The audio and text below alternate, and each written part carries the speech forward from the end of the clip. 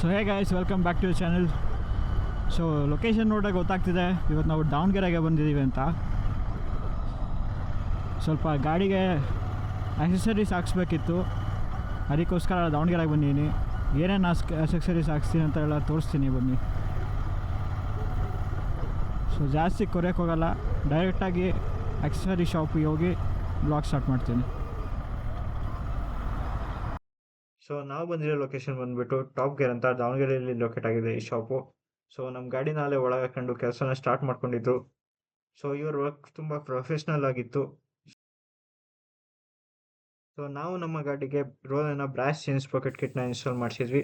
ಯಾಕಂದರೆ compare to the stock, Rolon brass change pocket kit ಬಂದುಬಿಟ್ಟು ತುಂಬ ಸ್ಟ್ರಾಂಗ್ ಮತ್ತು ಡ್ಯೂರಬಲ್, ಮತ್ತು ಜಾಸ್ತಿ ಕಿಲೋಮೀಟರ್ಸ್ ನಡೆಯುತ್ತೆ, ಮೇಂಟೆನೆನ್ಸ್ ಕಮ್ಮಿ. ನೀವು ನಿಮ್ಮ ಗಾಡಿಗೆ ಈ ಬ್ರಾಸ್ ಚೇಂಜ್ ಪಾಕೆಟ್ ಕಿಟ್ನ ಇನ್ಸ್ಟಾಲ್ ಮಾಡೋಕ್ಕೂ ಮುಂಚೆ ಒಂದು ಫ್ಯಾಕ್ಟರ್ ನೆನ್ಪಿಟ್ಕೊಳೋದೇನೆಂದರೆ, ನಿಮ್ಮ ವಾರಂಟಿ ವಾರ್ಡ್ ಆಗೋ ಚಾನ್ಸಸ್ ಇರುತ್ತೆ.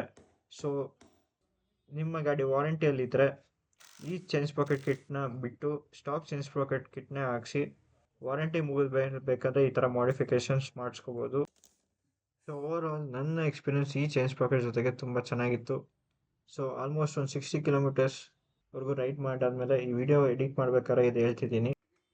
ಸೊ ಸ್ಟಾಕಿಗೆ ಕಂಪೇರ್ ಮಾಡಿದ್ರೆ ಈ ಚೇಂಜ್ ಪಾಕೆಟ್ ಹಾಕ್ಸೋದ್ರಿಂದ ಗೇರ್ ಶಿಫ್ಟ್ಸ್ ತುಂಬ ಸ್ಮೂತ್ ಆಗಿದೆ, ಮತ್ತು ರೈಡ್ ಕ್ವಾಲಿಟಿ ಕೂಡ ಇಂಪ್ರೂವ್ ಆಗಿದೆ.